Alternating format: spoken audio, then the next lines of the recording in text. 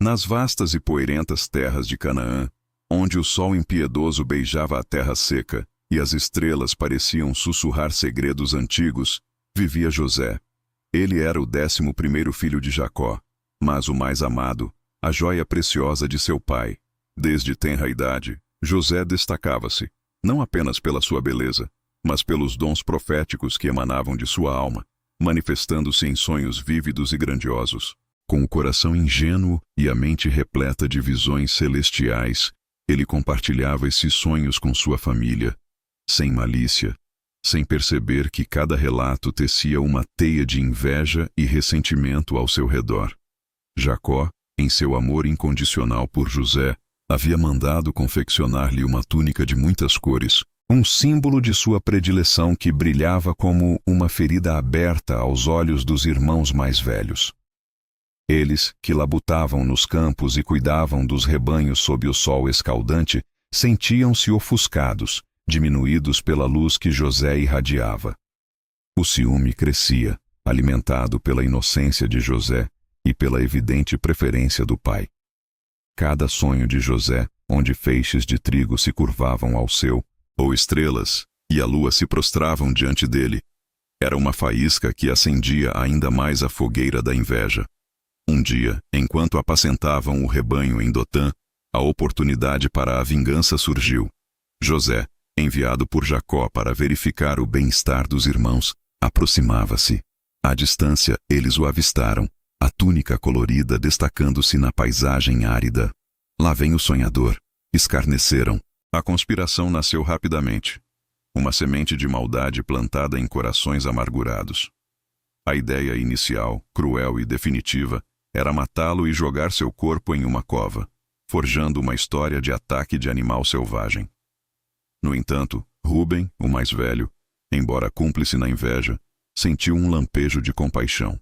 Sugeriu que o jogassem em uma cova vazia, sem derramar sangue diretamente, com a intenção secreta de resgatá-lo mais tarde. José, alheio à trama, aproximou-se com um sorriso.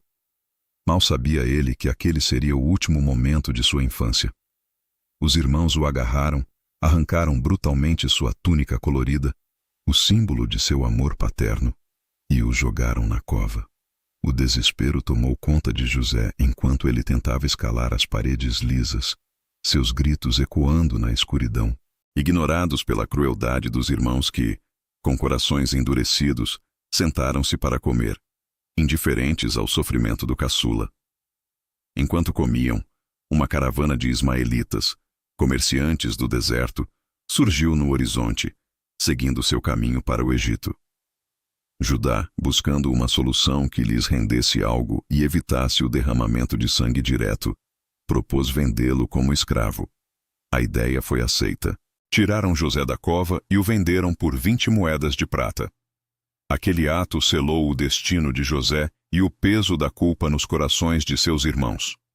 Com a túnica de José manchada com sangue de um cabrito, os irmãos retornaram a Jacó, forjando a história de que um animal selvagem havia devorado seu filho amado.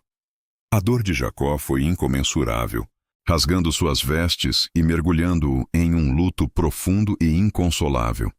Enquanto isso, José, acorrentado, era arrastado por terras desconhecidas rumo ao Egito, um mundo hostil e estrangeiro, onde o fim de sua infância marcava o início de uma provação inimaginável. O que aguardava José? Um escravo em terras estrangeiras, sem família e sem esperança aparente. Antes de continuarmos, inscreva-se no canal e diga-nos nos comentários de onde você está assistindo.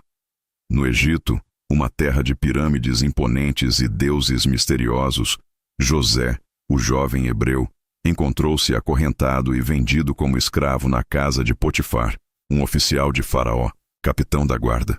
A transição de filho amado para a propriedade de outrem foi brutal, mas José não sucumbiu ao desespero. Sua resiliência e a presença divina que o acompanhava eram evidentes em tudo o que fazia.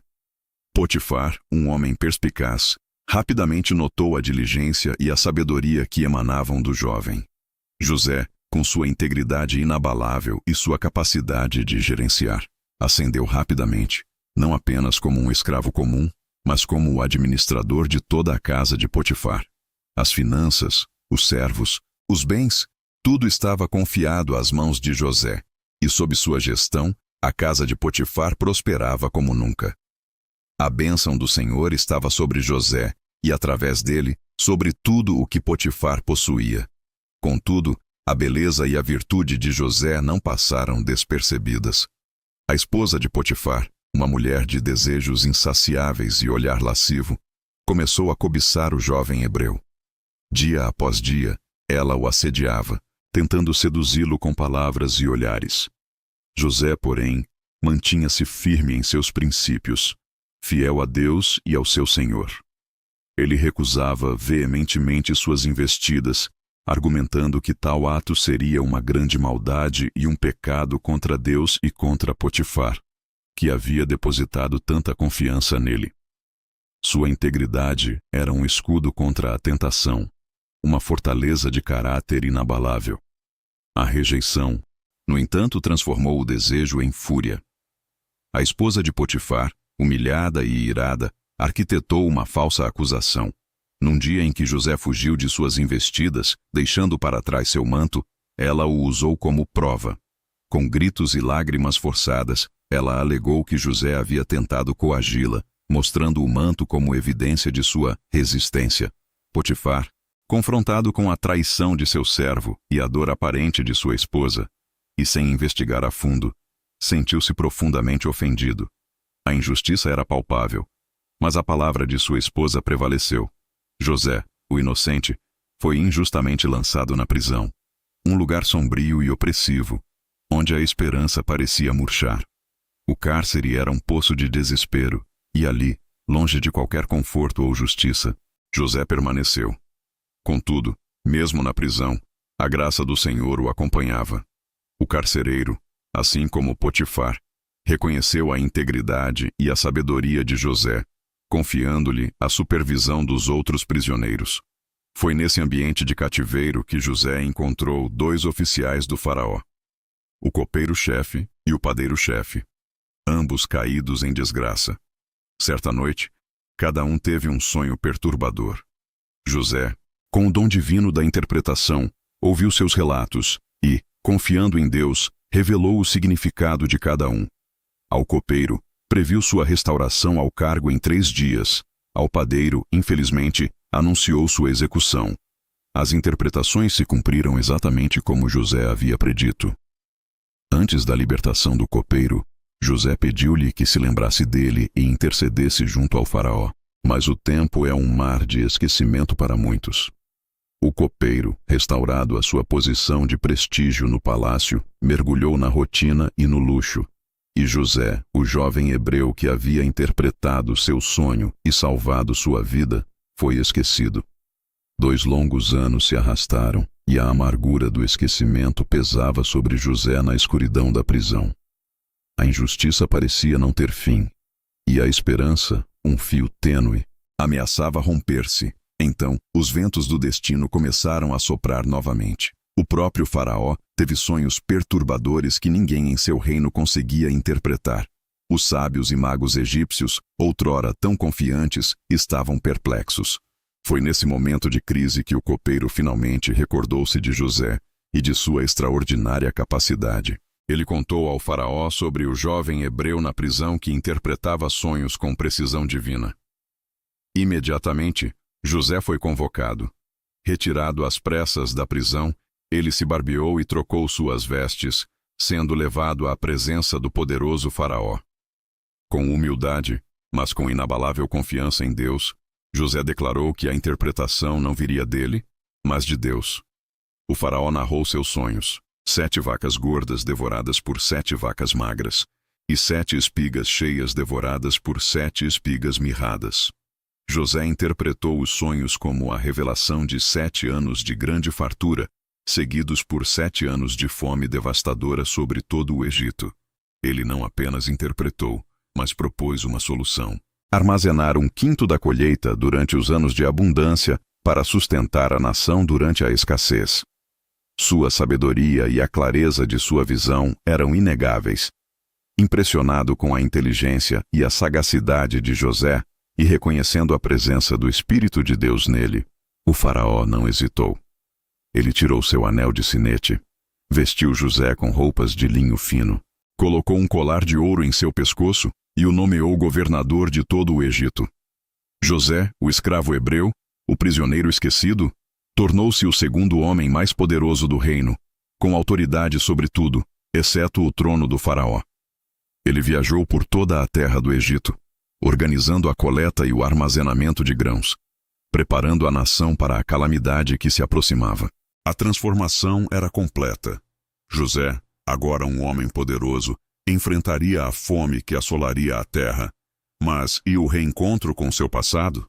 A fome, conforme predita por José, espalhou-se de forma implacável por toda a terra, e suas garras cruéis não pouparam nem mesmo Canaã, onde a família de Jacó sofria com a escassez crescente.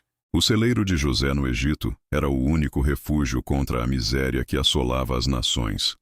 Com os mantimentos diminuindo perigosamente, Jacó, com o coração apertado, instruiu seus filhos a irem ao Egito comprar alimentos. Assim, os 10 irmãos de José, sem Benjamim, que Jacó temia perder também, empreenderam a longa e árdua jornada. Chegaram ao Egito, e como todos os que buscavam provisões, foram direcionados ao governador da terra. Quando se apresentaram diante de José, eles se curvaram profundamente, com o rosto em terra, sem reconhecer no poderoso egípcio o jovem irmão que haviam vendido anos antes. A pompa e a autoridade que o cercavam o tornavam irreconhecível. José, no entanto, os reconheceu imediatamente. Uma torrente de emoções o invadiu. A dor da traição, a saudade do pai e do irmão mais novo, e uma ponta de amargura. Mas, acima de tudo, havia um propósito divino que ele agora compreendia. Ele decidiu testá-los, para ver se o tempo havia moldado seus corações. José os acusou de serem espiões, de virem para sondar os pontos fracos da terra. Os irmãos, assustados e confusos, juraram sua inocência, explicando que eram todos filhos do mesmo homem e que o mais novo estava com o pai, e um outro já não existia. José insistiu em sua acusação e os colocou na prisão por 3 dias. Aterrorizados, eles começaram a relembrar seu pecado contra José, sentindo o peso esmagador da culpa. Certamente somos culpados por causa de nosso irmão, murmurou um deles, pois vimos a angústia de sua alma quando nos implorava, e não o ouvimos. Por isso esta angústia nos sobreveio. Suas palavras eram um lamento de remorso, um eco tardio de uma crueldade passada. Ao 3º dia José os libertou, mas reteve Simeão como refém, exigindo que trouxessem o irmão mais novo, Benjamim, para provar sua honestidade. Com o coração em pedaços, os irmãos retornaram a Canaã, relatando a Jacó as duras condições impostas pelo governador egípcio. Jacó, que já havia perdido José, recusou-se veementemente a enviar Benjamim. Meu filho não descerá convosco, disse ele, porque seu irmão é morto, e só ele ficou.